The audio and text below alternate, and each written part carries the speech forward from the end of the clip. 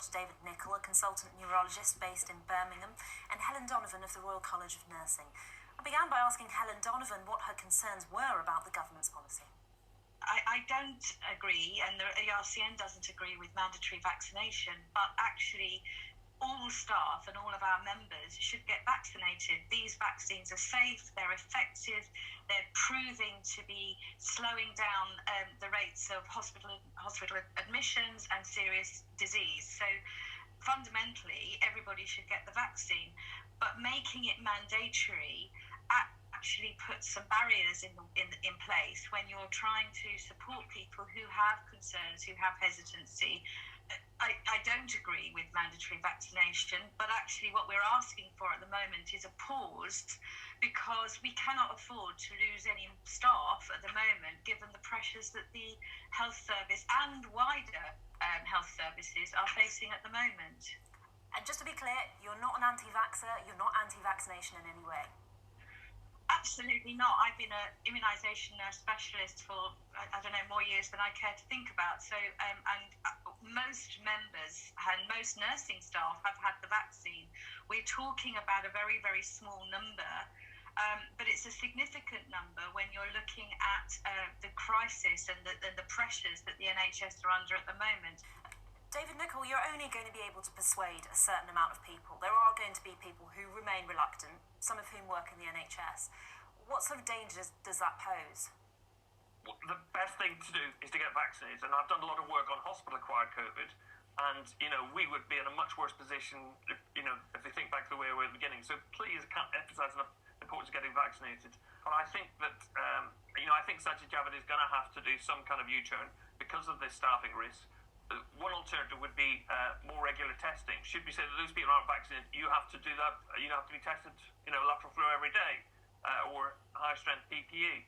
But whatever happens, there's going to be massive legal arguments with this. And so I don't want anyone to be under any illusion the most important thing to do is to get vaccinated. But I think I can see that there's going to be some kind of delay is going to be required because of the staffing issues. What kind of staffing issues we're looking at? I mean, how many nurses could leave the profession? Well, based on the government's own figures, we're looking at about 73,000 staff could face being dismissed if this goes ahead. We're waiting for government to come out with exact figures.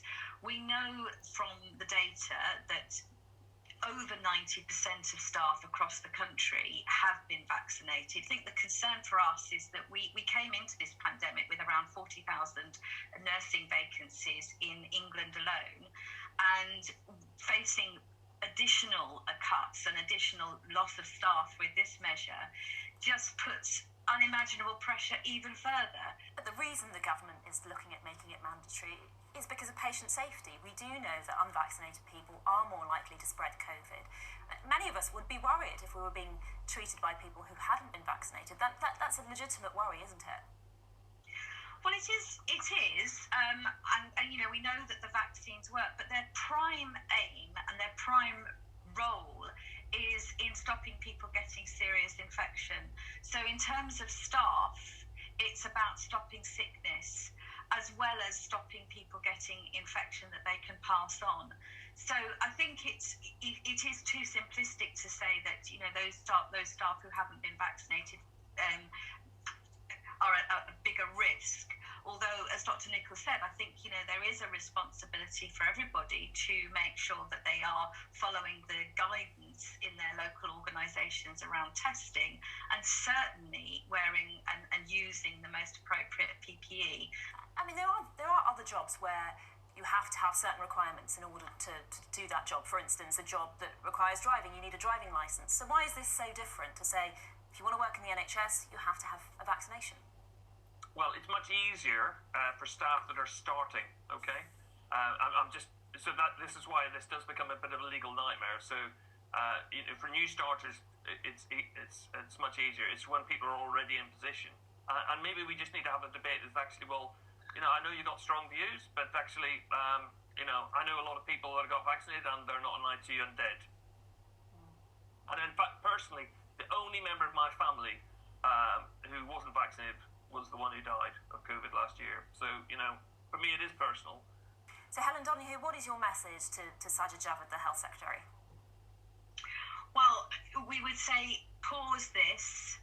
Let us have more time. We cannot afford to lose any members of staff at the moment, and we need to be having those conversations with those members of staff who haven't had the vaccine. We need the staff that we've got. We cannot do anything at the moment that jeopardises that. Okay. Helen Donovan, Dr. David Nichol, thank you both very much for joining us. Thanks very much.